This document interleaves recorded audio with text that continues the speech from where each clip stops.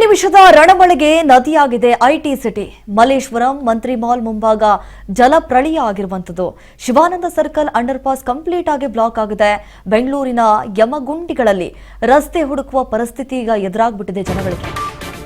ವಾಹನ ಸವಾರರಿಗೆ ಭೀಕರ ಟ್ರಾಫಿಕ್ ಜಾಮ್, ನರಕ ದರ್ಶನ. ಯಮಮಣಿಯ ಅಬ್ಬರಕ್ಕೆ ಐಟಿ ಜನ ಎನ್ನಿದ್ದಾರೆ ತತ್ತರಿಸಿ ಹೋಗ್ಬಿಟ್ಟಿದ್ದಾರೆ. ಕಾಮಗಾರಿ ಗುಂಡಿಗಳಲ್ಲಿ ಬಿದ್ದು ಬೈಕ್ ಸವಾರರು ಕಂಗಾಲಾಗಿರುವಂಥದ್ದು. ಕಿಲೋಮೀಟರ್ ಗಟ್ಟಲೆ ಟ್ರಾಫಿಕ್ನಿಂದ ವಾಹನ ಚಾಲಕರು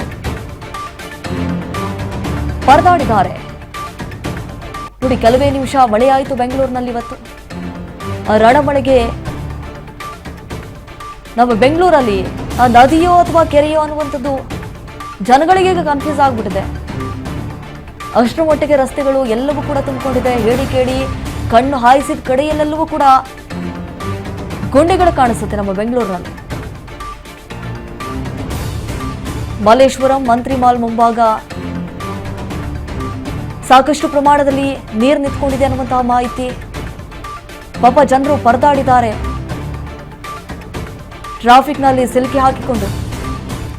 ಈ ಶಿವಾನಂದ ಸರ್ಕಲ್ ಅಂಡರ್ ಪಾಸ್ ಅಂತೂ ನೋಡೋಕ್ಕಾಗ್ತಾ ಇಲ್ಲ. ಅಷ್ಟರ ಮಟ್ಟಿಗೆ ಕಂಪ್ಲೀಟ್ ಆಗಿ ಬ್ಲಾಕ್ ಆಗಿದೆ, ನೀರು ನಿಂತ್ಕೊಂಡು ಬಿಟ್ಟಿದೆ.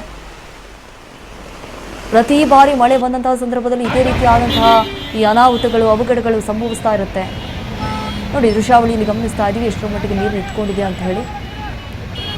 ಬೆಂಗಳೂರಿನ ಯಮಗುಂಡಿಗಳಲ್ಲಿ ಎಲ್ಲಿದೆ ರಸ್ತೆ? ಯಾಕಂತಂದ್ರೆ ಅಷ್ಟರ ಮಟ್ಟಿಗೆ ರಸ್ತೆ ನೋಡೋದಕ್ಕಿಂತ ಹೆಚ್ಚಾಗಿ ನಾವು ಗುಂಡಿಗಳನ್ನು ನೋಡ್ತಾ ಇರ್ತೀವಿ. ಆ ಗುಂಡಿಗಳಲ್ಲಿ ನೀರು ತುಂಬ್ಕೊಂಡು ಬಿಟ್ಟಿರುತ್ತೆ. ಹೆಚ್ಚು ಕಡಿಮೆ ಆಗಿಬಿಟ್ರೆ ಮುಗೀತು, ಜೀವಕ್ಕೆ ಅಪಾಯ.